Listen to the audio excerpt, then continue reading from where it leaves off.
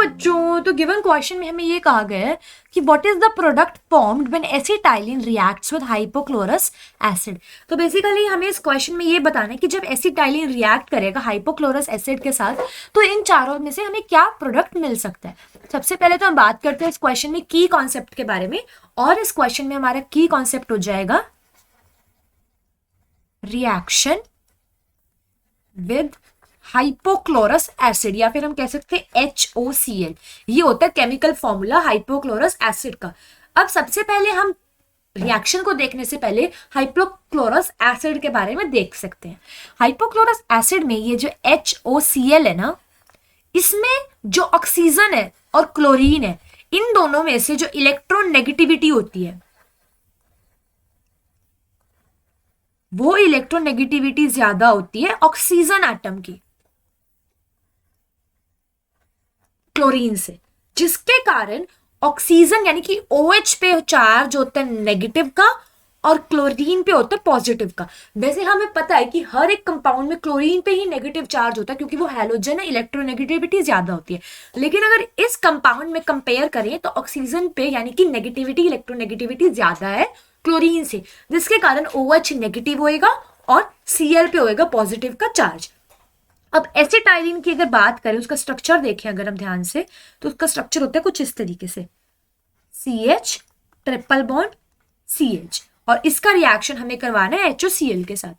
अब जब हम ये रिएक्शन करवाएंगे CH ट्रिपल बॉन्ड CH, जिसको हम इस तरीके से भी लिख सकते हैं कि ये कार्बन ट्रिपल बॉन्ड कार्बन है और यहाँ पे हाइड्रोजन का बॉन्ड है और इधर भी इसके साथ हाइड्रोजन का बॉन्ड है, और इधर HOCl के साथ जब इसका रिएक्शन करवाएंगे हमें पता है कि ये होता है नेगेटिव और ये हो जाएगा पॉजिटिव।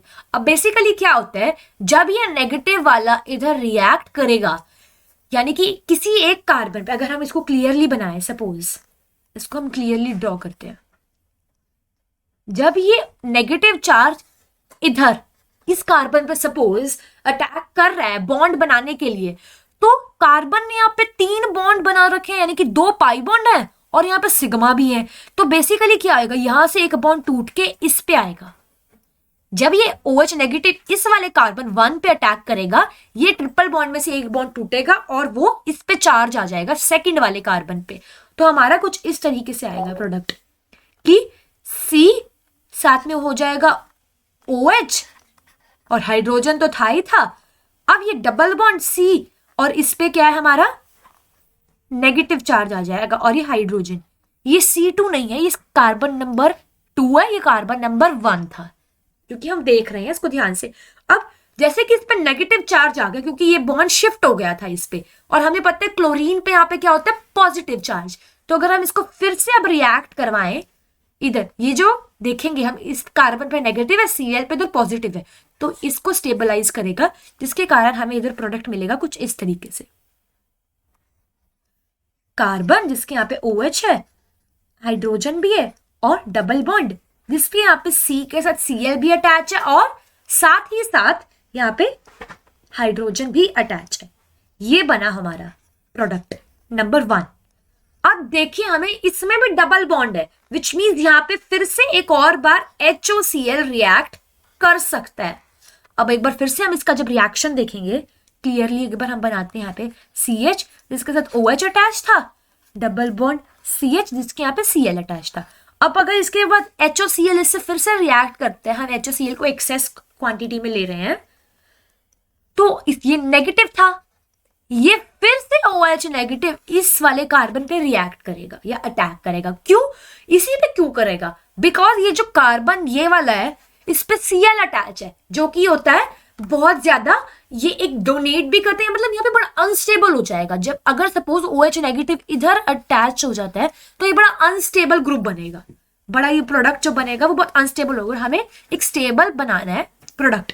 इसी कारण हम इस OH नेगेटिव को जब इस पे अटैक करेंगे तो हमारा जैसे इधर आएगा CH OH और साथ ही साथ एक और OH, क्योंकि OH नेगेटिव ने अटैक करा तो ये डबल बॉन्ड टूट के फिर से इस साइड आएगा एक बॉन्ड, जिसके कारण यहाँ पे एक नेगेटिव चार्ज आ जाएगा और Cl तो था ही, तो ये वाला जो Cl पॉजिटिव है इस पे ये नेगेटिव चार्ज अटैक करेगा और हमें जो फाइनल प्रोडक्ट है वो ऐसे मिलेगा, CH OH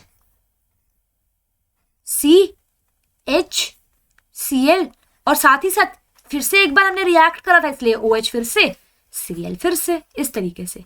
अब ये तो हो गया, हमने देख लिया, लेकिन हमें एक चीज ध्यान रखनी है कि किसी एक कार्बन एटम पे दो ऐसे OH ग्रुप अगर अटैच है तो वो भी अनस्टेबल होता है।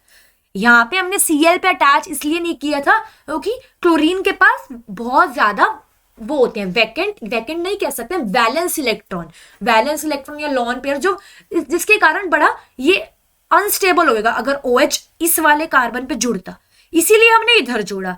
और अब हमने OH जब करा अटैच इधर कर दिया है तो यहाँ पे डिहाइड्रेशन हो जाएगी, यानी कि एक पानी का मॉलिक्यूल हट जाएगा, तो हमें जो अपना फाइनल प्रोडक्ट मिलेगा वो कुछ इस तरीके का होगा। यहाँ पे दो Cl तो अटैच थे ही थे, लेकिन जो ये कार्बन था ना, या CH कह सकते हैं, इस पे सिर्फ अब डबल बॉन्ड O रहेगा। क्यों?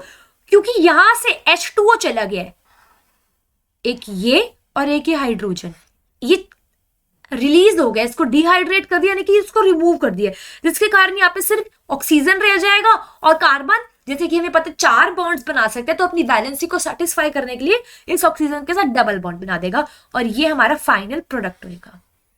और इसका अगर हम फाइनल नाम लिखें तो इसका नाम है डाइक्लोरो एसिटल्डिहाइड, ये है इसका फाइनल नेम। अब अगर हम ऑप्शन मैच करें तो करेक्ट ऑप्शन हो सकता है हमारा ऑप्शन सी, ये है हमारा करेक्ट ऑप्शन। एक बार हम अपना फाइनल आंसर लिख लेते हैं, तो हमारा फाइनल आंसर हो जाएगा option C. So now, I hope you all understood this question. All the best.